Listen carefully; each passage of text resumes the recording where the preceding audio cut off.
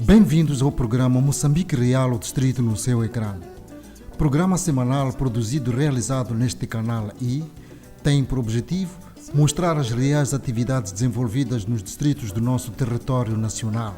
A presente edição do programa tem como pano de fundo o distrito de Tete, da província do mesmo nome, para onde a equipe vai colhendo subsídios do funcionamento das instituições do governo. Saudamos a todos os nossos telespectadores do Rumo Maputo, do Índico ao Zumbo. Neste momento, encontramos no gabinete do representante do Estado na cidade de Tete. Uma figura nova que se apresenta, embora já tenha alguns anos, mas é uma instituição que, de uma ou de outra forma, a maioria da sociedade ignora como é que ela funciona, como é que se articula, portanto, com as outras instituições. Mas por este trabalho que nós temos vindo a realizar a nível dos distritos, conselhos municipais, fomos tendo alguma experiência como é que se apresenta essa figura. Por exemplo, nos distritos, nos lugares, diríamos assim, onde já se encontrava implantada uma administração do distrito, aí então a administração do distrito continua e é constituída também o Conselho Municipal desta respectiva vila ou cidade, em função daquilo que for, portanto, a aprovação do Governo Central. Já nos lugares onde existiam apenas aqueles conselhos executivos antigos, que não eram eleitos, eram designados, portanto, pelo Governo Central, aí então, quando se decide que deve existir um Conselho Municipal, decorrem-se as eleições, o Presidente do Conselho Municipal, portanto, elege os respectivos vereadores, e, aliás, vereadores, não, nós aqui não chamamos de vereador, nos outros países, portanto, os vereadores são eleitos, mas aqui os vereadores são nomeados no nosso país, portanto, segundo a Constituição. Mas nos outros países, como sabemos, portanto, os vereadores também concorrem e são eleitos. Aqui, o que são eleitos são os membros da Assembleia Municipal. Portanto, nos lugares onde não existiam as administrações dos distritos, então aí é designado um representante do Estado junto, portanto, do Conselho Municipal respectivo. Neste caso concreto, estamos aqui diante do excelentíssimo senhor representante do Estado, que ele irá fazer a apresentação, como é que articula, portanto, com os órgãos, neste caso concreto, o Conselho Municipal da cidade de Tete, inclusive o próprio Governo Provincial. Muito bom dia e agradecemos desde já, portanto, ter anuído a este nosso pedido para termos esta conversa em relação, portanto, a esta nova figura e não só as próprias atividades, portanto, que estão desenvolvidas, porque sabemos que algumas direções, tais como a saúde, a educação, a agricultura, dependem exatamente de Vossa Excelência. Muitíssimo obrigado. Muito obrigado e obrigado por esta oportunidade de nos fazer conhecer a nível dos ouvintes e dos telespectadores. Dizer que, de fato, esta figura de representante do Estado no município resulta de um comando constitucional em que se define que nos órgãos ou até nos municípios ou nas autarquias o Estado terá um representante que irá, de fato, fazer acompanhamento daquilo que são as principais atividades dos serviços que não estão ainda descentralizados. E neste momento o que temos é que a representação do Estado no município de Tete articula com o Conselho Municipal, principalmente nas áreas em que os serviços ainda continuam concentrados no Estado, não estão descentralizados. Temos, de fato, o caso da educação, a área de saúde, a área da justiça, em que o representante do Estado faz a coordenação desses serviços e, por sua vez, naquilo que acha pertinente fazer a articulação com o município, então ele faz a ligação com o município. Mas, por outro lado, também tem a responsabilidade de fazer cumprir as decisões dos órgãos centrais. Nós sabemos que os municípios surgem através de eleições, através de manifestos eleitorais, e daí formam os seus programas, mas no decorrer do tempo há sempre decisões que vão surgindo e que é preciso que essas decisões sejam materializadas de forma uniforme em todo o país. Então, nós temos, por exemplo, as decisões do chefe de Estado, quando faz as visitas abertas ao país, temos as decisões do Conselho de Ministros, temos as decisões do Governo Provincial, em que nós temos a responsabilidade de, junto do território do município, junto dos órgãos autárquicos, fazer com que essas decisões sejam implementadas em devido tempo. Então, esta nossa articulação, de fato, permite que a governação não tenha essas discrepâncias de que, bom, aquilo que é decisão dos órgãos centrais ou dos órgãos provinciais não se implemente no território do município. E uma área importante que nós temos prestado atenção é a área de gestão de recursos humanos, porque a nível dos distritos, os recursos humanos afetos aos distritos são geridos a nível do distrito, mas ao nível da cidade ou ao nível do município ainda temos esta questão da articulação, porque há serviços que dependem exclusivamente do município e há aqueles que são de fato da responsabilidade do Estado. Então nós articulamos, fazemos a gestão, dos recursos humanos para o menos que diz respeito às promoções, às progressões, e para que de fato os serviços que estão na cidade, neste caso os serviços de educação, da saúde, da justiça e uma parte mesmo da agricultura, também sejam devidamente realizados no território do município. Certíssimo. O meu representante do Estado falou da educação, saúde, justiça. A agricultura não está inserida? Não, a agricultura está inserida, mas a agricultura temos uma especificidade, que temos a área das zonas verdes, que no município tem uma área chamada de desenvolvimento mundial que responde por isto, mas também temos, de fato, a área, vamos chamar de urbana, em que o serviço de agricultura tem um grande papel. Por isso, também fazemos essa articulação para que, de fato, nada fique sem cobertura. Certíssimo. Esta figura de representante do Estado, a que se equipara? A um administrador do distrito, a um presidente do Conselho Municipal, a um diretor provincial? Não sei. Não, no meu caso concreto, eu sou administrador do distrito. Bom, a lei diz que nos territórios das capitais provinciais, ou fora da capital do país, os representantes do Estado são administradores de distrito. São administradores de distrito. Mesmo aqueles que já não vinham desempenhando as funções de administrador do distrito, quando é designada essa personalidade, automaticamente tem o estatuto de administrador do distrito. Não, o que acontece é que a figura é nomeada como administrador do distrito e colocado no município como representante do Estado. Sim. Então era isso aí que ainda havia algum aspecto, portanto, por se considerar. E depois, como é que tem sido, portanto, a própria articulação? Por exemplo, o representante do Estado presta contas ao Ministério da Administração Estatal, é isso?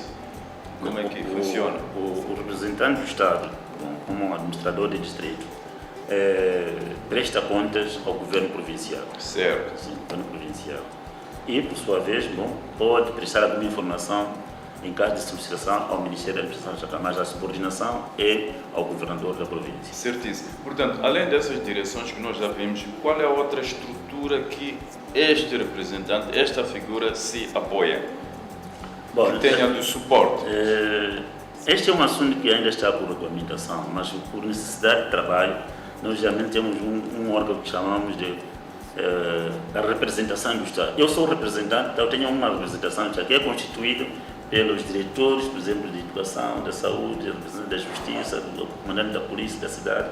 Então, é este corpo que faz o suporte. Reunimos, discutimos os assuntos e reportamos ao governador provincial quando for necessário, ou então articulamos com o presidente do município naquilo que são ações que devem ser realizadas ao nível do município. Por exemplo, há uma realização de uma sessão de trabalho dos membros do Conselho Municipal. O representante do Estado está lá presente, aparece como um representante, um convidado permanente, ou como é que se apresenta quando há essas sessões ou não faz parte? Não, ele não faz parte. Não faz parte. O que acontece é que quando há assuntos por articular, é o representante que fala com o presidente para um encontro para discutirmos assuntos que acharem necessários. Mas não há uma convocatória, por exemplo, do presidente do município em relação ao representante do Estado, nem o representante do Estado convoca o presidente do município.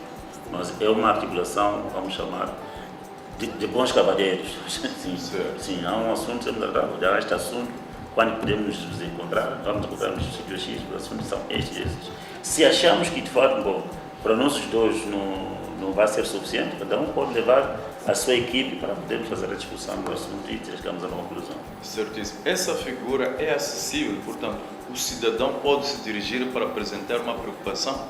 Sim. Pode se dirigir. Bom, como representante do Estado, de fato, tem que estar aberto para poder receber as preocupações que os cidadãos possam ter, para ver que tipo de ajuda, de fato, pode dar ao cidadão. Agora, o problema que existe é exatamente este, é que esta figura é nova e as pessoas ainda não têm conhecimento. Agora que estamos a fazer os contatos com as populações, nos bairros, já começam a entender o que é isso, o que é isto de representante do Estado.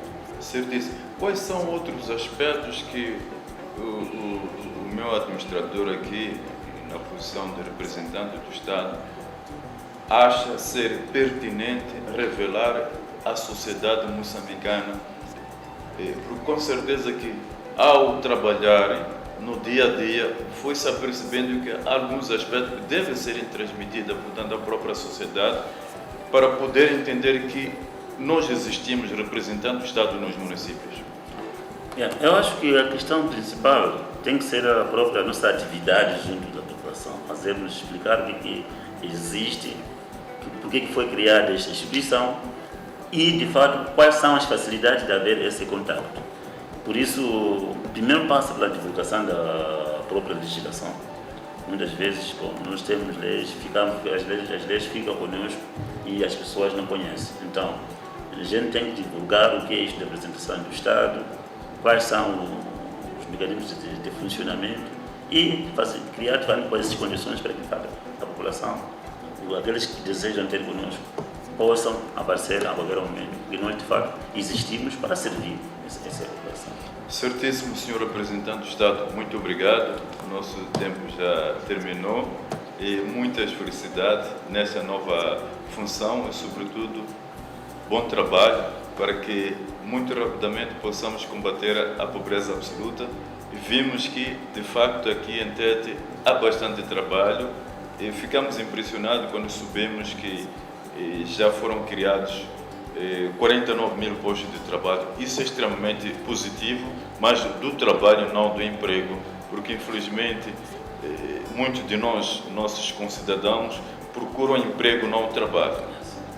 Mas aquilo que entendemos aqui em Tete, portanto, está-se a trabalhar, porque há o controle dessas mesmas atividades. E assim vamos nos juntar também às outras províncias, aos outros distritos, às outras cidades, aos outros municípios, onde também está-se bastante empenhado, portanto, com vista a combatermos a pobreza absoluta. Muitíssimo obrigado. Muito obrigado e aproveitamos para agradecer, de fato.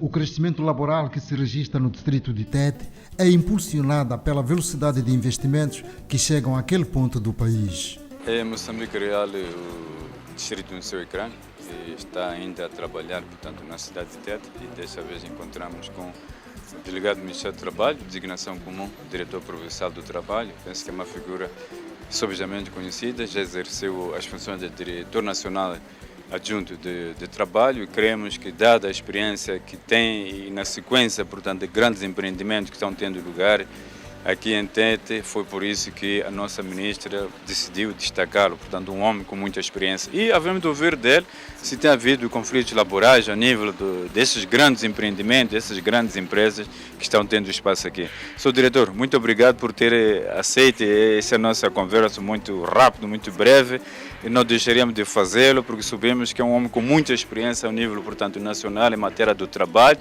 Com certeza que se o governo destacou aqui foi para melhor poder assistir, para poder assessorar, portanto, os grandes empreendimentos que existem aqui. O que nos diz sobre a experiência? Já está aqui, creio, já há mais de um ano, não é? Muito obrigado pela oportunidade que me dá de interagir com telespectadores nesse seu programa magnífico. Eu gostaria de dizer que Tete está a crescer. Está a crescer em função daquilo que é o fluxo dos investimentos que Tete está a experimentar neste momento. Dizer que de 2005 a 2009 foram criados cerca de 48 mil postos de trabalho. E de janeiro a setembro deste ano, cerca de 9 mil postos de trabalho foram criados nesta província. E cerca de 62% são residentes dos distritos de Moatize, significa onde neste momento está a acontecer dois grandes projetos, que é o projeto da Vale e o projeto da Rivasdale. E nós pensamos que precisamos de continuar a prestar maior atenção a estas questões de formação profissional, porque a velocidade com que os investimentos estão a entrar e a velocidade com que nós estamos preparados é diferente. Então, posso dizer que os investimentos estão a entrar à velocidade da luz e nós estamos ainda à velocidade de escada.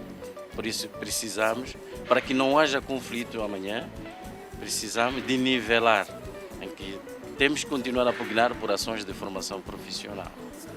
Portanto, há um movimento muito grande. Para ter uma ideia, na Vale, neste momento, estão 71 empresas já funcionando. E são cerca de 6.200 trabalhadores só numa empresa. Aquela pergunta que estávamos a fazer, se há conflito ou não há conflito.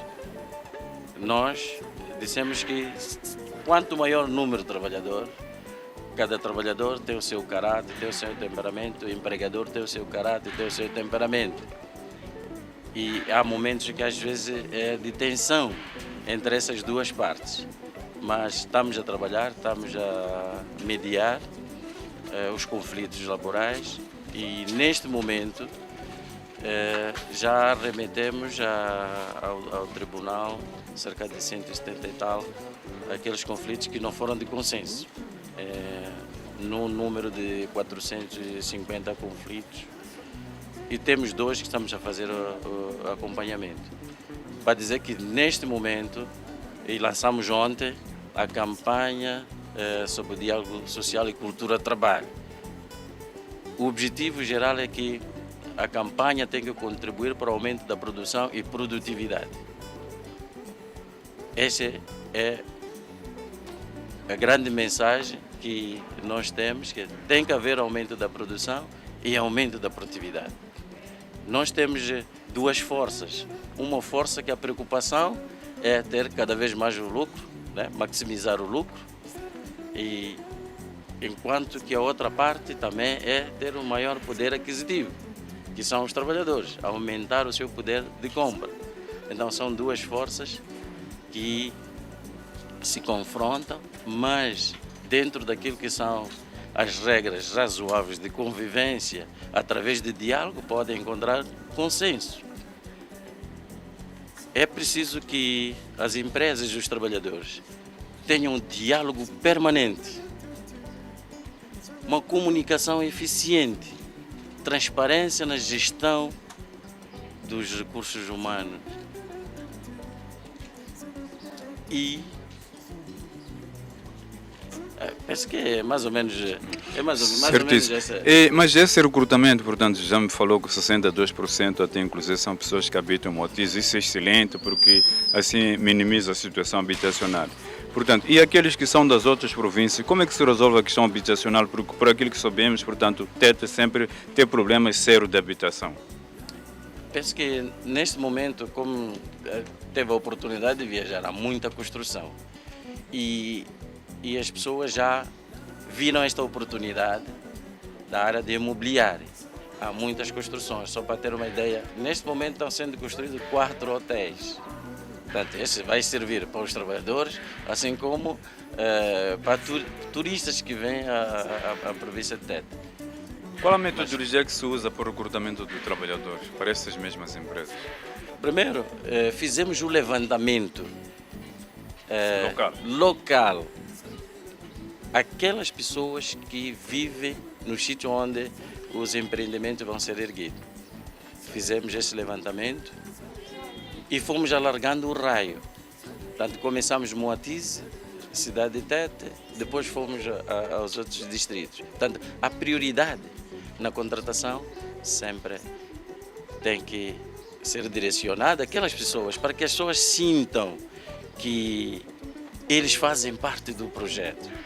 Porque se não acontecer, será um grande conflito, em que as pessoas não sentem que fazem parte do projeto. É aquilo que nós chamamos de externalidades negativas, quando os efeitos são negativos para as pessoas que estão ali à volta, para o ambiente que está ali à volta.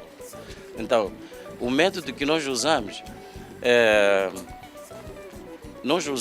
usamos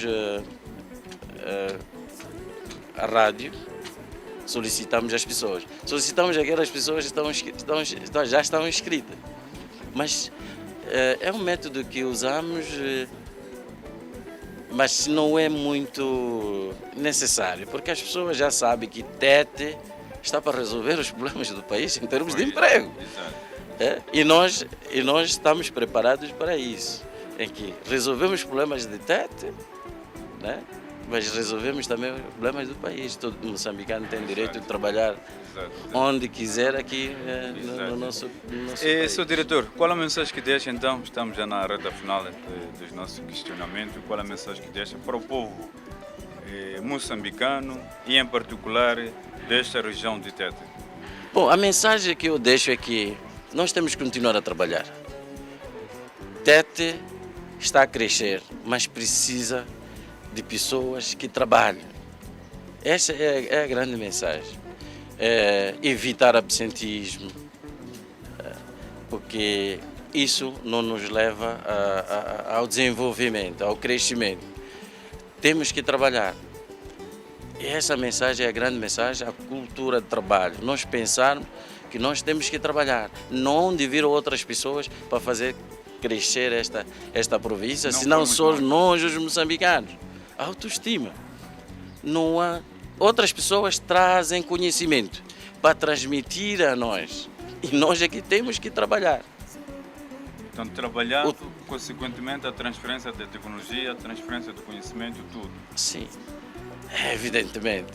É preciso que trabalhemos. Nós temos que ter a consciência que este país vai ser desenvolvido pelos moçambicanos. A pobreza não vamos eliminar se nós estarmos de braços cruzados e serem os outros a virem trabalhar para nós. Uma das áreas pilar do governo distrital é a atividade econômica, que se sabe desenvolve um papel de extrema importância em diversas áreas, das quais destacamos a produção local para abastecimento do distrito e autossustento.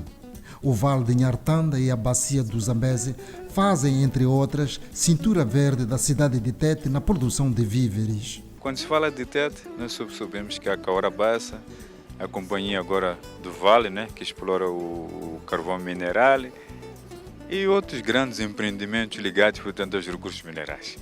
O senhor é da agricultura, gostaríamos que nos falasse sobre a agricultura, se de facto existe uma cintura verde aqui ao nível da cidade de Tete. Eu tenho a dizer que nós, a nível da cidade de Tete, temos a cintura verde, que é o Vale do Nhartanda, assim como também as bermas do rio Zambeze, onde nós dedicamos algumas atividades de hortícolas. Em diversos tipos de hortícolas nós realizamos nessa segunda época da campanha. Na primeira época da campanha nós realizamos sendo a culturas de cereais. E neste momento não podemos reparar só em produtos de hortícolas, também temos uma parte que é a criação dos animais, como gado bovino, assim como caprino. Nós estivemos no distrito de Xangara e quando conversamos lá no distrito de Xangara sobre o pão, que teriam dito que escasseia bastante, nós teríamos perguntado se não podia produzir pão de mandioca, eles teriam nos dito que em Tete não se fala de mandioca nem de batata doce. Corresponde isso à verdade? Isso não podemos corresponder à verdade, porque falando de Tete temos diversas zonas. Temos zonas secas, temos zonas produtivas. Concretamente na zona de Angônia, Tsangano, Moatize, Marave, produz-se muita mandioca e batata doce. Esse produto que nessas zonas servem de primeira refeição nas primeiras horas da manhã, como mata-bicho. Bom, nós também tivemos em Angônia, nós chegamos a ver nenhuma mandioca, nenhuma batata doce, mas o que vimos de facto em quantidades industriais é batata reno. Tem algo a comentar? Sim, Angônia, posso dizer que na zona de Angônia há algumas zonas que produzem muito mais batata reno, isso em termos de comercial, porque o que rende mais é a batata reno em relação à batata doce. Por isso que eles se dedicam mais em batata reno em relação à batata doce. Certíssimo. E então, há escassez de pão aqui na cidade de Tete? Nós na cidade de Tete não temos escassez de pão neste momento. Mas já se pensou, portanto, em alternativas? Bom, eu sei que na província, embora não estejamos a falar da província, estamos a falar da cidade, sabemos que Tsangano produziu bastante trigo, não é verdade?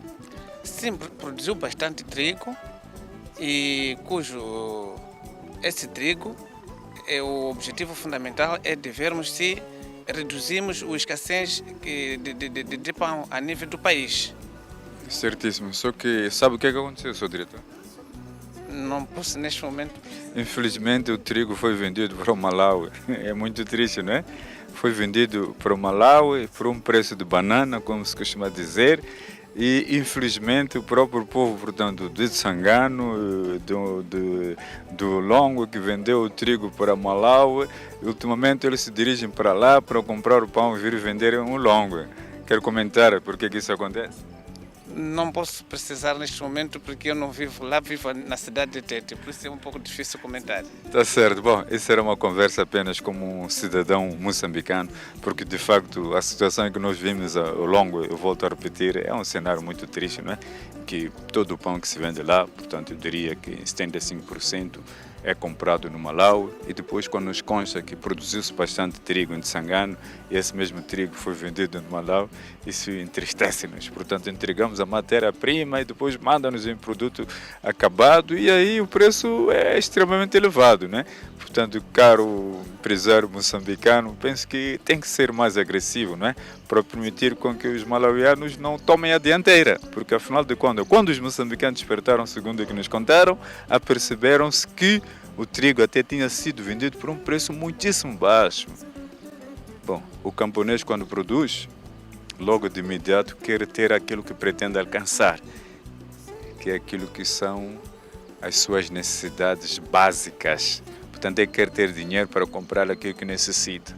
Já se nós atrasamos, eles acabam entregando tudo aos malauianos. Portanto, o que nós devemos fazer é estarmos em estreita coordenação com os nossos agricultores para podermos saber quando é que é a campanha de colheita, quando é que é a colheita, para permitir que possamos estar lá já preparados para podermos adquirir esses mesmos produtos. Bom, vamos voltar à nossa cidade de Tete, porque afinal de contas o dia de hoje é exatamente consagrado aqui à cidade de Tete. Seu diretor, além, portanto, dessas verduras, portanto, o que é que tem sido mais plantado aqui nesta região da cidade de Tete? Na primeira época da campanha, o que se produz mais é cultura de mapira e mexoeira, devido à baixa precipitação que tem havido a nível da cidade de Tete. Entretanto, na primeira época são essas culturas que se praticam mais, sendo na segunda época pratica-se todo tipo de produto de hortícolas. Poderá falar da pecuária? Em relação à pecuária, nós a nível da cidade de Tete temos um efetivo aproximadamente de 14 mil gado bovinos e 17 mil gado caprino, que neste momento, quando chega num período como novembro e dezembro, temos tido escassez de pasto, que muitas vezes tem havido mortalidade. E felizmente neste ano ainda não começou esse cenário, sendo que estamos um pouco abençoados em relação a essa parte de não haver mortalidade neste momento. Outra parte tem havido aquilo que nós temos dito, que é roubo do gado bovino a nível das comunidades. Mas o governo está a tentar pressionar tudo por tudo com que diminua esse ato de roubo a nível das comunidades. O que posso mais ou menos falar em relação à pecuária. Certíssimo. A pesca, meu diretor. Estamos aqui à beira do rio Zambeze, né? Que sabemos que aqui abundam hipopótamos, crocodilos e também aquele peixe catemba, como é que é? Capenta. Sim, eu posso falar que a nível da cidade de Tete, neste momento, o que existe é a pesca artesanal, que se realiza a nível das comunidades. Em relação à carpenta, isso só existe na Albufeira de Caorabassa.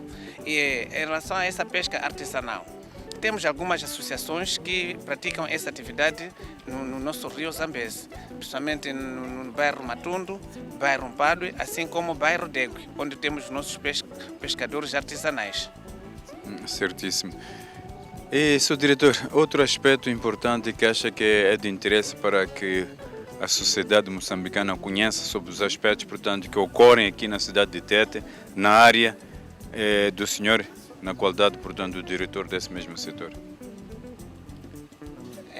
Os outros aspectos que posso dizer aqui que neste momento nós estamos a empenhar é o plantio de árvore a nível da cidade de Tete, uma vez que a nossa cidade é muito seca e principalmente em relação ao calor.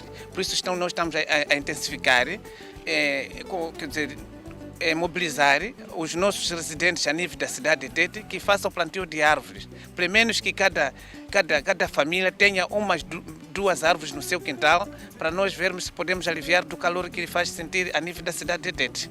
E paralelamente aí, portanto, nesta ordem de ideia, a direção da cidade da agricultura também estará fazendo as caldeiras ao longo, portanto, das artérias para permitir com que se plante, portanto, as casuarinas, não é isso? Sim. Nós, a nível da direção da cidade, a nível da direção distrital da cidade, estamos a multiplicar plantas para essas facilitarem aos nossos residentes a nível da cidade de Tete. Fora disso, também temos trabalhado com as escolas, que elas façam também alguns afobres para permitir com que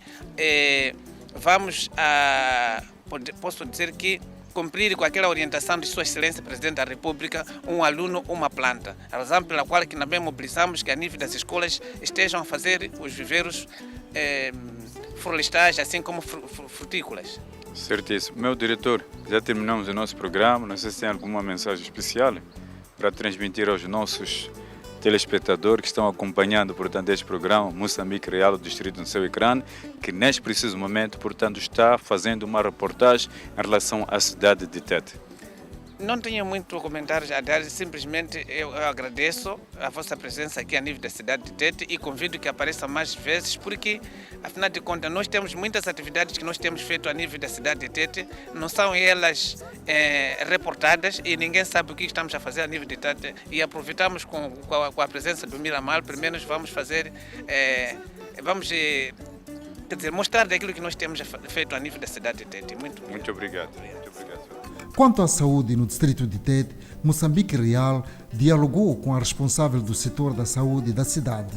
Neste momento, estamos com a instituição, a senhora diretora da saúde da cidade de Tete, que vai nos falar, portanto, sobre a rede sanitária, as doenças endêmicas que neste momento afetam aqui a cidade de Tete, outros aspectos que naturalmente sejam de interesse público.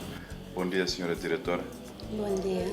Conforme já nos referimos, portanto, o nosso objetivo é exatamente conhecermos aqui a rede sanitária, né, e as doenças que afetam, portanto, a população, né, aqui os munícipes, diríamos assim. Tá bom. A cidade de Tete praticamente conta com uma rede sanitária de 8 unidades sanitárias. Dessas unidades sanitárias estão distribuídas de tal maneira que 4 estão aqui na cidade, por diferentes bairros. Temos no bairro Filipe Samuel Magaia, temos o outro centro de saúde no bairro Francisco Manhanga, temos outro bairro que tem o centro, é Mateus Sessão Mutemba, no Padre, e naquela margem que é Matumbo, que é o centro de saúde número 2. Agora, os outros são, temos Degue, que já é fora da cidade, quer dizer que já não é do urbano, já tem o Boroma, tem Mufa e tem Degue. E que, apesar de que Boroma pertence a Xangara, mas por via de acesso à cidade e que assiste ao posto de Boroma.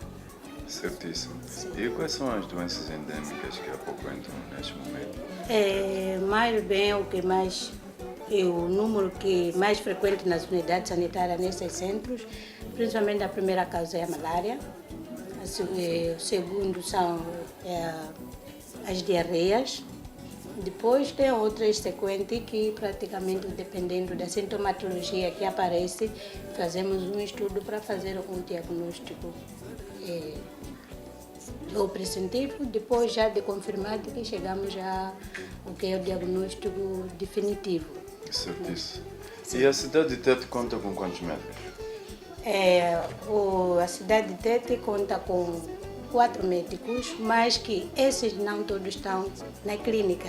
Temos um médico que está no XAM, que é exames ocupacionais, para quando a pessoa que pretende pedir um emprego ou quer ter a carta de condução, aqueles exames ocupacionais. Então temos um médico lá e que ele também tem assistido a cadeia.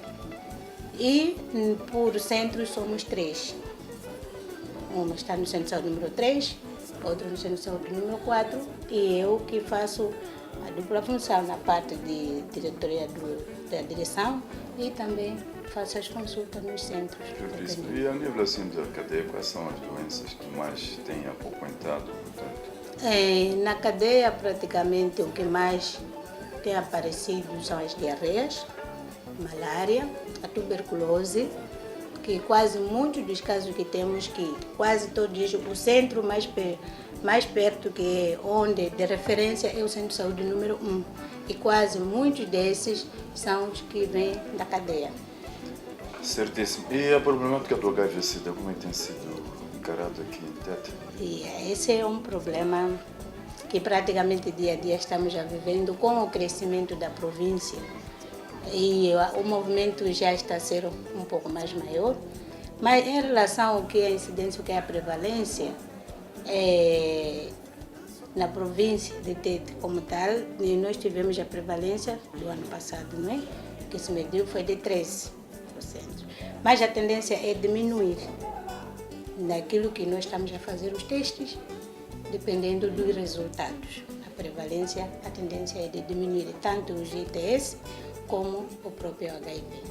Certíssimo. E não tem sido tradição nesta região dos curandeiros, os médicos tradicionais, reterem, portanto, os seropositivos, mantê-los por muito tempo, depois quando verem que estão naquela fase terminal, começam já a encorajá-los para irem ao hospital? Isso tem acontecido. Mas na província, como há esta união, o Ministério com a Metramo, então, se fez um encontro em termos de sensibilizar o pessoal da Metramo para não ficar muitos dias com um doente sabendo que é uma coisa que não é possível eles resolver. Porque de dizer que não vão é mentira, a maioria.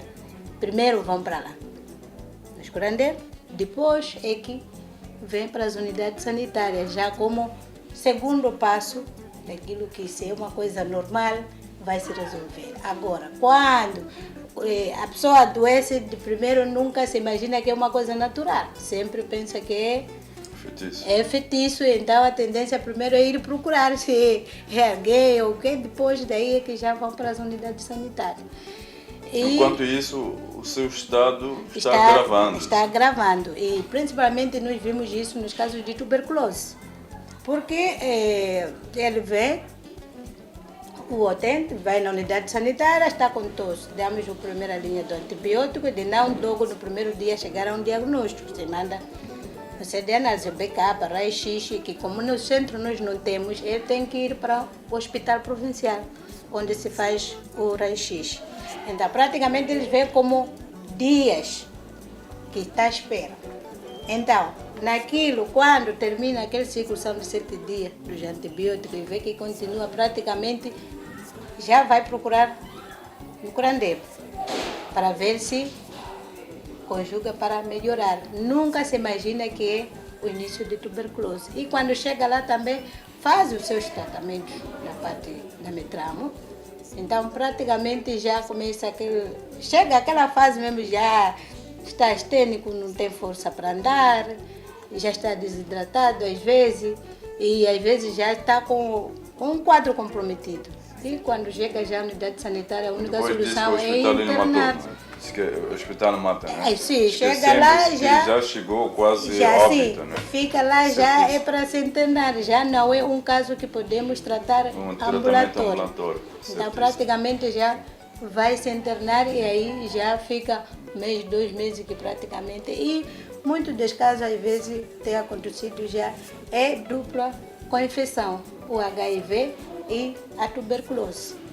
Então, já quando tem um CD4 muito baixo e quando introduzimos esse tratamento, são poucos que resistem ao duplo tratamento e também por o acompanhamento da deficiência na parte alimentar. Então, o doente praticamente não suporta. Certíssimo. Seu diretor, eu gostaria de facto conversar mais, mas essas coisas da televisão têm o seu limite, têm o seu tempo, não é? E muitíssimo obrigado por tudo e muitas felicidades aqui nas vossas atividades. Hein? Obrigada. Muito obrigado. Obrigada. A educação no distrito, suas dificuldades não superam as realizações. Mais escolas e salas de aulas construídas com material convencional. Como é que estamos em termos de educação aqui em Tete? Quantas escolas já temos? Vimos que tivemos aqui há 2 anos aí atrás e cremos que houve uma grande evolução, né? Grande trânsito aqui, muito difícil circular, até se pode confundir as viaturas como que se tratasse de formigas, não é?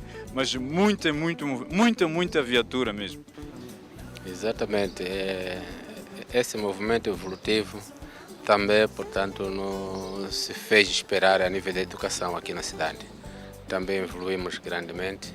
Em termos de escolas, neste momento, temos 42 escolas estatais e temos 5 escolas privadas e também temos 6 escolas de ensino superior aqui a nível da cidade. Pode dizer que a evolução é grande.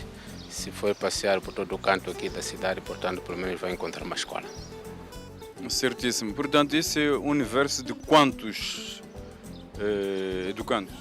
Portanto, temos aproximadamente 51 mil e mais de 51 mil educandos que nós temos a nível da cidade neste momento. Certíssimo. Falou da existência, portanto, de 6 instituições de ensino superior, confirma? Exatamente. E quais são as faculdades? Temos, portanto, a UCM, que funciona aqui na Escola Martin Guilherme, que leciona os cursos para educacionais, no caso das disciplinas de biologia, matemática, história, também está ali. Temos também gestão, economia e gestão, que está a lecionar, e está-se a pensar também em introduzir mais outros cursos E temos também a ESEG, que já funciona há bastante tempo. Temos a Universidade Pedagógica, que bem pouco entrou. Temos também a Unizambese e temos o Instituto Superior Politécnico, que está também a funcionar aqui a nível da cidade. Portanto, são essas instituições que nós temos, aproximadamente 6. E o corpo de docência é suficiente para aquilo que é a procura? Bom, quando falamos de docência, nesse caso estamos a referir do ensino, temos a docência a partir do ensino primário até o ensino superior. De uma forma geral. De uma forma geral, podemos dizer que precisamos sempre de docência, desses docentes. O que está acontecendo, de fato, é que, como governo, quando conseguimos um número correspondente ao desejado, mas ao longo do tempo acabamos perdendo, portanto, um certo número de professores, devido, portanto, à epidemia que nós sabemos e outras doenças, para além do HIV/SIDA, também esse está a nos criar grande estrangulamento, grande transtorno. Veja só, até para cá, este semestre já perdemos uma média de 12 professores este ano. 12 professores se foram? Este ano se foram, o que significa que vamos precisar mais. Por várias razões, né? Por várias doenças, perdemos esses professores, então vamos precisar mais.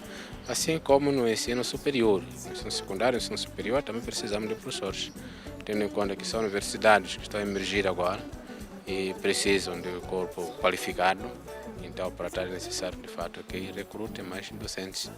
E só para ilustrar isso, muitos dos docentes que estão a trabalhar nessas instituições são provenientes, portanto, das escolas existentes aqui a nível da cidade ou então da província. Certíssimo. E, senhor diretor, eu me recordo que há 2 anos aí atrás estivemos juntos e discutimos o projeto ABC, não sei se recorda, que é um projeto, portanto, da Igreja Universal do Reino de Deus, na formação, portanto, do projeto Ler e Escrever, que nós chamamos aqui vulgarmente de alfabetização. Como é que está esse projeto agora? Gostaria de ouvir da sua pessoa.